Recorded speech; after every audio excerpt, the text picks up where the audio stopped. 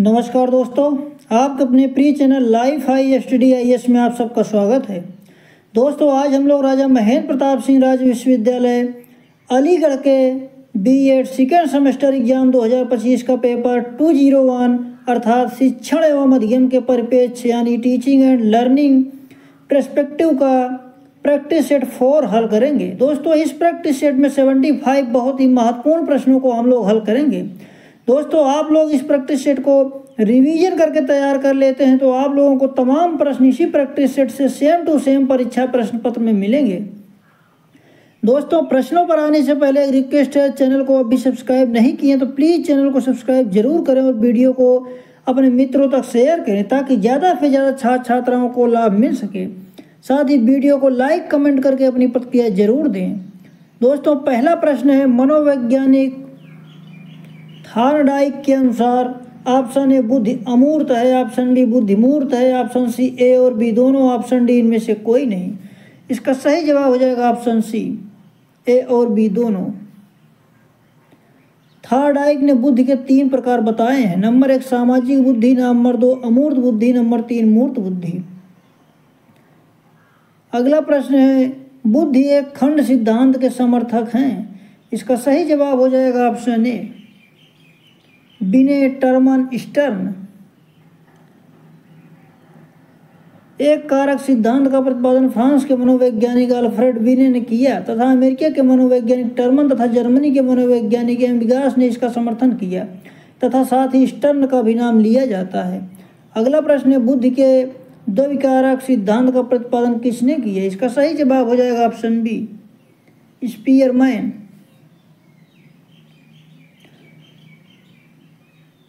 अगला प्रश्न है, बुद्धि का त्रिआयामी सिद्धांत किसने दिया था? इसका सही जवाब हो जाएगा ऑप्शन बी, गिलफर्ड ने।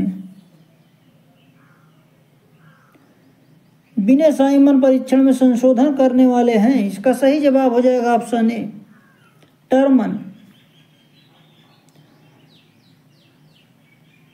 नोट, जब यह परीक्षण स्टैनफोर्ड विश्वविद्यालय में लाया गया तो लुईस टर्मन एक मनोवैज्ञानिक जिन्होंने बिने साइमन स्केल को लिया और इसे मानकीकृत किया।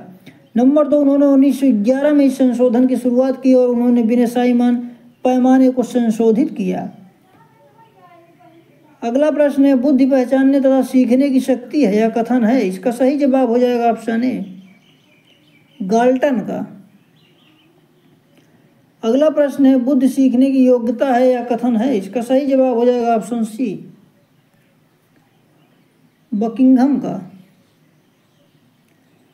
अगला प्रश्न है, यदि एक बालक की वास्तविक आयु 10 वर्ष तथा मानसिक आयु 13 वर्ष है तो उसकी बुद्धि लब्ध होगी। इसका सही जवाब हो जाएगा ऑप्शन बी, 130।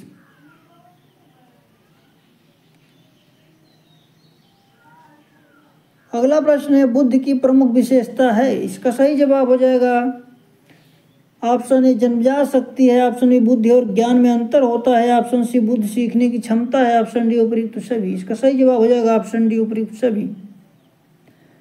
अगला प्रश्न है, सन 1860 में यह किसने सिद्ध किया था कि व्यक्तियों में उच्च बौद्धिक योग्यताएं उनके वंशानुक्रम का परिणाम होती हैं? इसका सही जवाब हो जाएगा ऑप्शन ए, गाल्टन।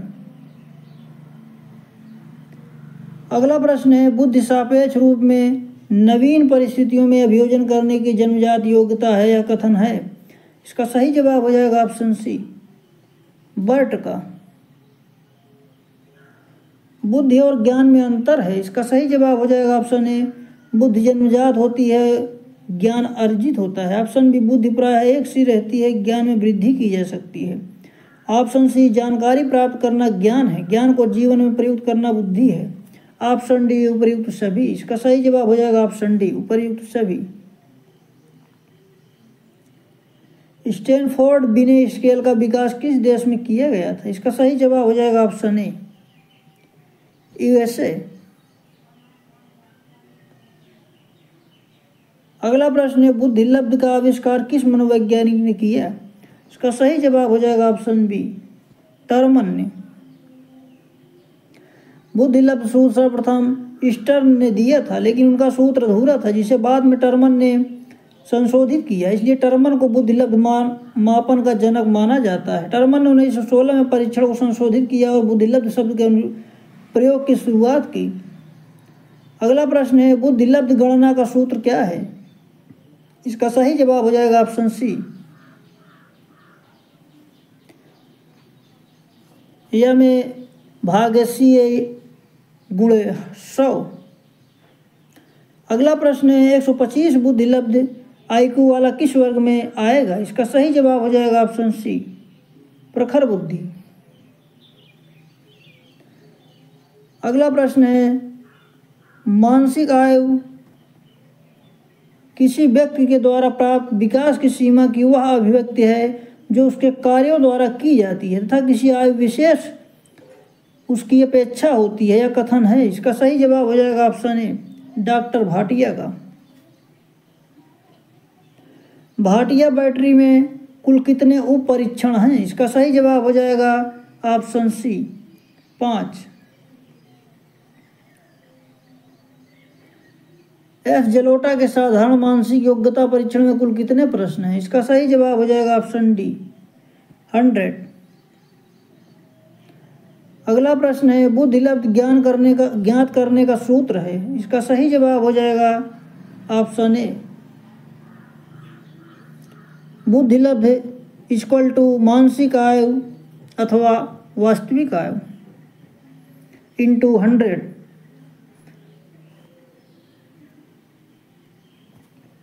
अगला प्रश्न है, यदि एक बालक की वास्तविक आयु 16 वर्ष है और उसकी मानसिक आयु 20 वर्ष है तो उसकी बुद्धिलब्ध होगी। इसका सही जवाब हो जाएगा ऑप्शन सी, 125। नोट, बुद्धिलब्ध इक्वल टू मानसिक आयु भाग्य वास्तविक आयु गुणे 100, इसलिए IQ 20 भागे 16 गुणे 100, 5 भागे 4 गुणे 100, IQ बराबर 5 गुणे 25, IQ बराबर 125। अगला प्रश्न है, 50 से 75 बुद्धिलब्ध बालक किस श्रेणी के अंतर्गत आते हैं? इसका सही जवाब हो जाएगा ऑप्शन बी, मूर्ख बालक। अगला प्रश्न है, अति प्रतिभावान बालकों का बुद्धिलब्ध मान होता है। इसका सही जवाब हो जाएगा ऑप्शन ए, 140 और 169 के मध्य। टर्मन के अनुसार प्रतिभाशाली व्यक्ति की बुद्धिलब्ध कितने से अधिक होती है? इसका सही जवाब हो जाएगा ऑप्शन ए, 140। सैंडफोर्ड बिने बुद्धि परीक्षा प्रश्न कितनी आयु के बच्चों के लिए थे? इसका सही जवाब हो जाएगा ऑप्शन ए, 3 वर्ष से 8 वर्ष। पैटर्न ड्राइंग परीक्षण के प्रतिपादक हैं। इसका सही जवाब हो जाएगा ऑप्शन बी, डॉक्टर भाटिया। अगला प्रश्न है, जलोटा टंडन बुद्धि परीक्षा किस विश्वविद्यालय में बनाया गया? इसका सही जवाब हो जाएगा ऑप्शन ए, काशी हिंदू विश्वविद्यालय। 1927 में सर्वप्रथम किसने सामूहिक बुद्धि परीक्षाओं के संबंध में सबसे पहले कार्य किया? इसका सही जवाब हो जाएगा ऑप्शन सी, जे मुनरो। टर्मन मैरिल स्केल का नाम किसने रखा? इसका सही जवाब हो जाएगा ऑप्शन बी, टर्मन ने। रेविन्स प्रोग्रेसिव मैट्रिक्स में कितने रूप हैं? इसका सही जवाब हो जाएगा ऑप्शन ए, 3। रेवेन ने परीक्षणों के 3 अलग अलग रूपों को नंबर 1 मानक प्रगतिशील मैट्रिक्स SPM 6 से 80 वर्ष की आयु के औसत व्यक्तियों के लिए उपयुक्त है। नंबर 2 रंगीन प्रगतिशील मैट्रिक्स CPM छोटे बच्चों और विशेष समूहों के लिए उपयुक्त है जिनका SPM पर परीक्षण नहीं किया जा सकता। नंबर 3 उन्नत प्रगतिशील मैट्रिक्स APM औसत से अधिक किशोरों और वयस्कों के लिए उपयुक्त है। अगला प्रश्न है, 12 से 16 वर्ष के बालक के लिए हिंदी में डॉक्टर एस जलोटा ने कौन सा परीक्षण प्रतिपादित किया है? इसका सही जवाब हो जाएगा option B, pattern drawing test. परीक्षा बैटरी सर्वप्रथम किसने निर्मित की थी? इसका सही जवाब हो जाएगा ऑप्शन ए, कॉलिन्स एवं ड्रेवर ने। अगला प्रश्न है, सृजनात्मकता मौलिक परिणाम को अभिव्यक्त करने की मानसिक प्रक्रिया है या कथन है? इसका सही जवाब हो जाएगा ऑप्शन सी, क्रो एवं क्रो का। सृजनात्मकता मुख्यतः नवीन रचना या उत्पादन में होती है या कथन है? इसका सही जवाब हो जाएगा ऑप्शन सी, ड्रेवर का।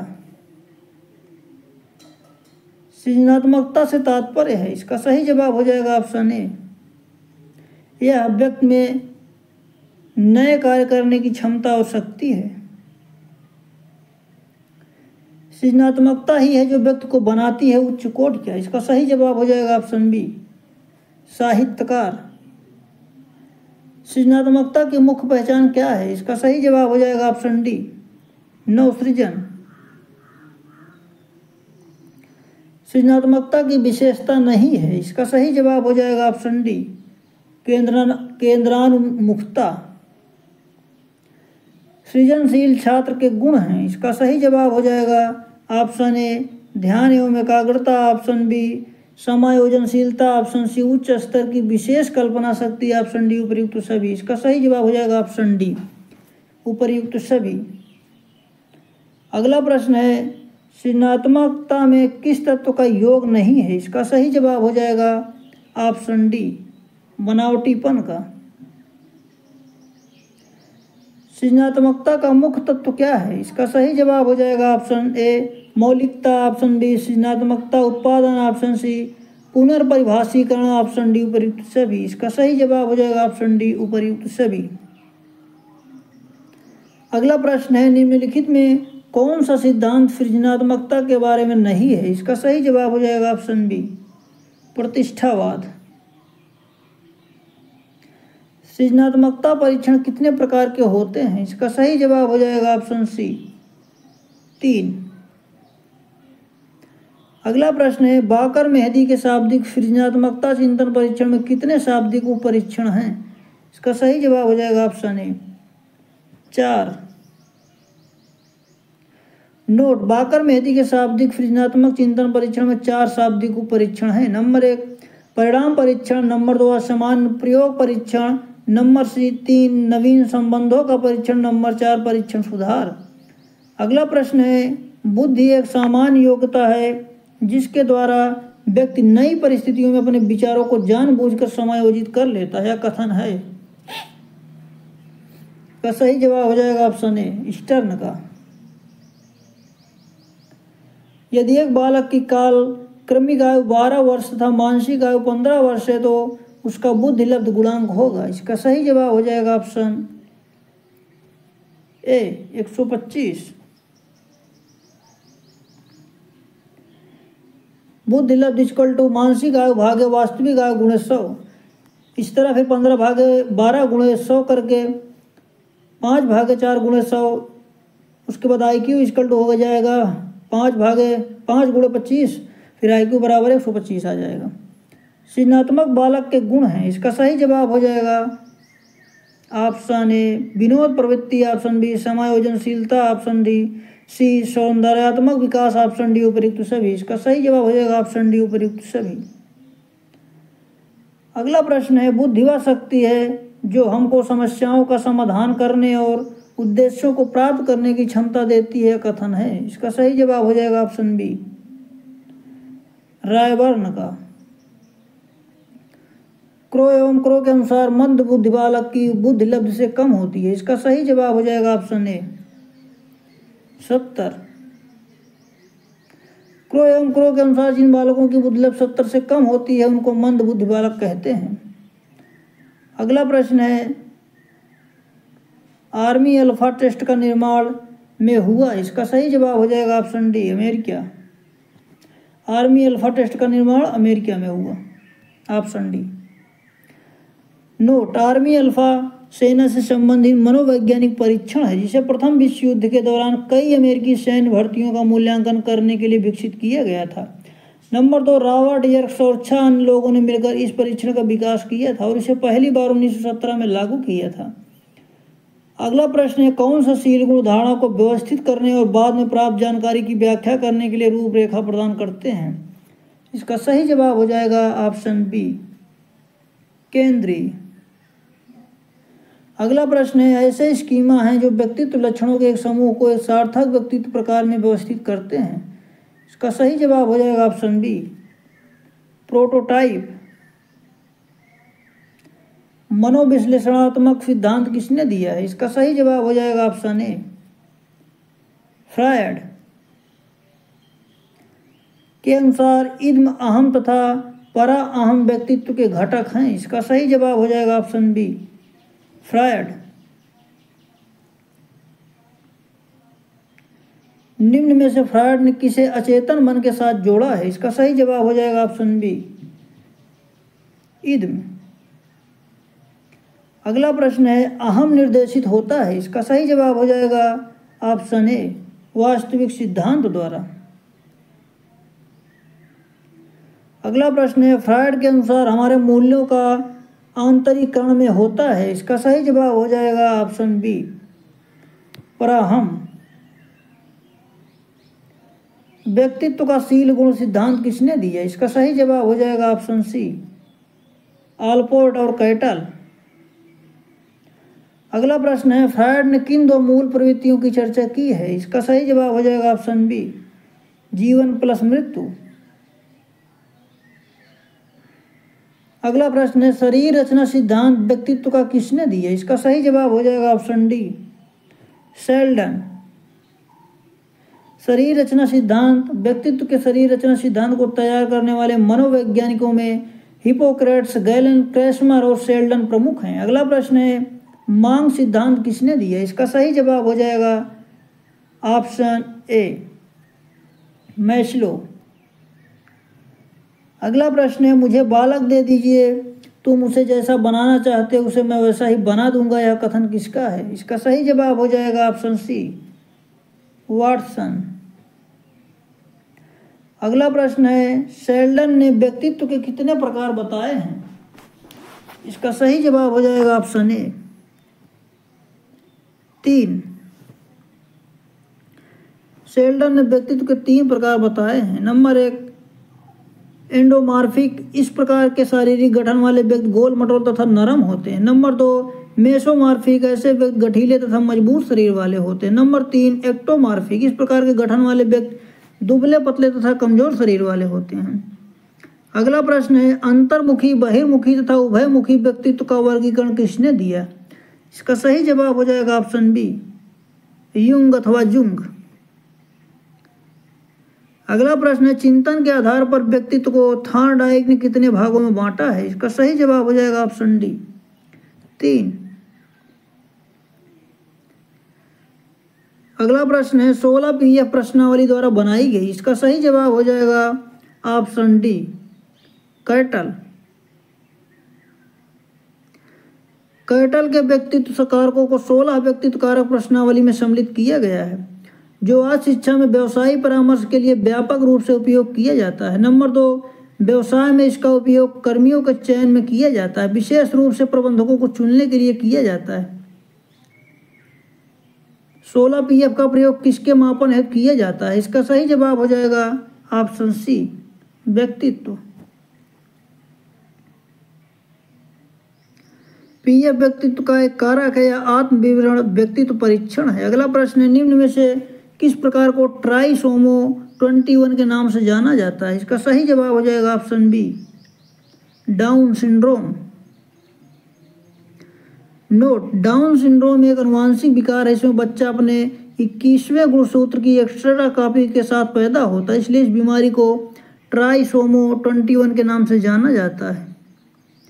अगला प्रश्न है, मानसिक स्वास्थ्य के नियमों को खोजना और उन्हें बनाए रखना अध्ययन का केंद्र बिंदु है। इसका सही जवाब हो जाएगा ऑप्शन सी, ड्रेवर। अगला प्रश्न है, निम्नलिखित में से कौन सा हमारे इंद्रिय सुख की इच्छाओं का भंडार गृह है? इसका सही जवाब हो जाएगा ऑप्शन डी, इदम। अगला प्रश्न है, अंतर्मुखी व्यक्तित्व के लोग रुचि रखते हैं। इसका सही जवाब हो जाएगा ऑप्शन सी, स्वयं में। प्रासंगिक अंतर्बोध परीक्षण में निम्नलिखित में से कौन सी सामग्री का उपयोग किया जाता है? इसका सही जवाब हो जाएगा ऑप्शन बी, चित्र। पलायन की मूल प्रवृत्ति से निम्नलिखित में से कौन सा संवेग संबंधित है? इसका सही जवाब हो जाएगा ऑप्शन सी, भय। अत्यधिक वाचाल, प्रसन्नचित्त और सामाजिक प्रवृत्ति के व्यक्ति के व्यक्तित्व को युग के नाम दिया। इसका सही जवाब हो जाएगा ऑप्शन ए, बहिर्मुखी। अगला प्रश्न है, शेल्डन ने व्यक्तित्व को किस आधार पर वर्गीकृत किया? इसका सही जवाब हो जाएगा ऑप्शन ए, शारीरिक संरचना। नोट, शेल्डन ने व्यक्तित्व की व्याख्या के लिए जैविक आधार को महत्वपूर्ण माना है, अर्थात मानवीय व्यक्तित्व की जड़ें उसकी शारीरिक संरचना तथा शरीर के विभिन्न संस्थानों की क्रियाविधि में निहित हैं। दोस्तों, इस वीडियो में बस इतना ही। मिलते हैं अगले वीडियो में, तब तक के लिए नमस्कार।